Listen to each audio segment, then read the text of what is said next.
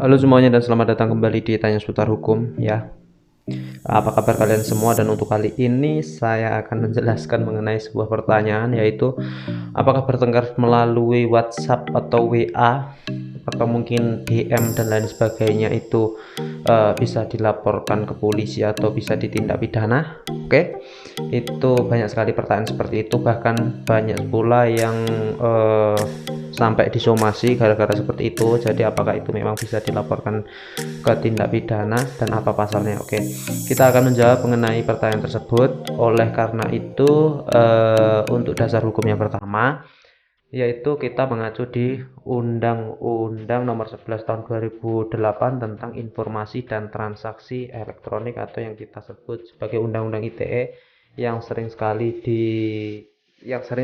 orang dengar. Pasti ini orang dengar karena banyak sekali orang yang terjerat Undang-Undang ITE ini, karena banyak anggapan bahwa Undang-Undang ITE ini merupakan banyak pasal di dalamnya yang berisi pasal karet atau bisa dipidana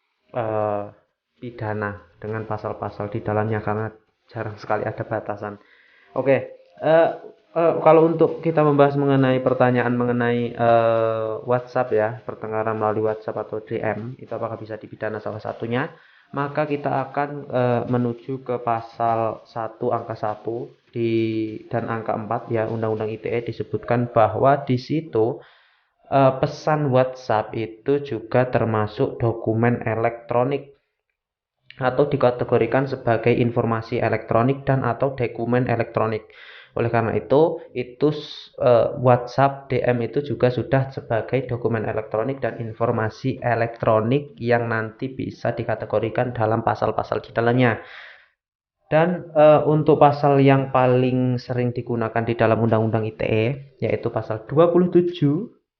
Undang-Undang ITE ini banyak sekali ya yang digunakan untuk mensomasi orang juga, pasal 27 ITE, karena ini termasuk juga pasal karet karena tidak ada batasannya. Oleh karena itu saya akan menjelaskan juga dan akan membaca isi dari pasal 27 Undang-Undang ITE ini. Untuk pasal 27 itu ada 4 ayat ya. Ayat yang pertama yang berbunyi yaitu setiap orang dengan sengaja atau tanpa hak mendistribusikan dan atau mentransferkan atau membuat dan mengaksesnya informasi elektronik atau dokumen elektronik yang memiliki muatan yang melanggar kesusilaan. Ini tidak ada batasannya sama sekali ya. Setiap orang dengan sengaja dan tanpa hak mendistribusikan dan atau mentransmisikan dan atau membuat dapat diakseskan informasi elektronik dan atau dokumen elektronik yang memiliki muatan perjudian. Yang ketiga, setiap orang dengan hak mendistribusikan, mentransmisikan, diaksesnya informasi elektronik yang memiliki muatan penghinaan dan pencemaran nama baik. Ini yang ayat ketiganya yang sering digunakan juga.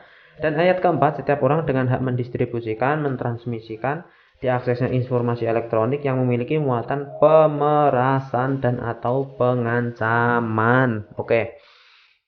Itu tadi sudah dijelaskan bahwa pasal 27 itu ada berisi 4 ayat dan semuanya itu bisa masuk kemanapun. Jadi ketika pertengkaran secara detail ya, jadi pertengkaran melalui WhatsApp itu berarti bisa dikategorikan dan diklasifikasikan juga dimasukkan ke dalam dalil pasal 27. Misalnya kalau pencemaran nama baik itu pasal 27 ayat 3, atau pengancaman itu ayat 4.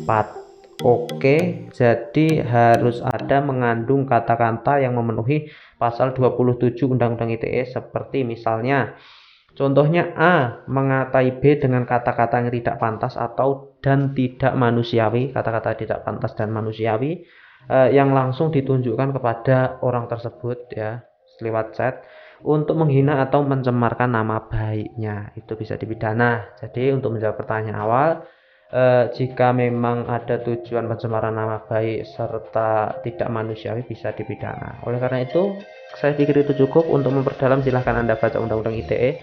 Di pasal 27 Undang-Undang ITE disebutkan seperti itu, dan pengklasifikasiannya apa itu dokumen elektronik dan informasi elektronik yang ada di pasal 1 ayat 1 dan angka 4. Silahkan dibaca dan dipahami, dan seperti biasa semoga bermanfaat dan terima kasih. Dah.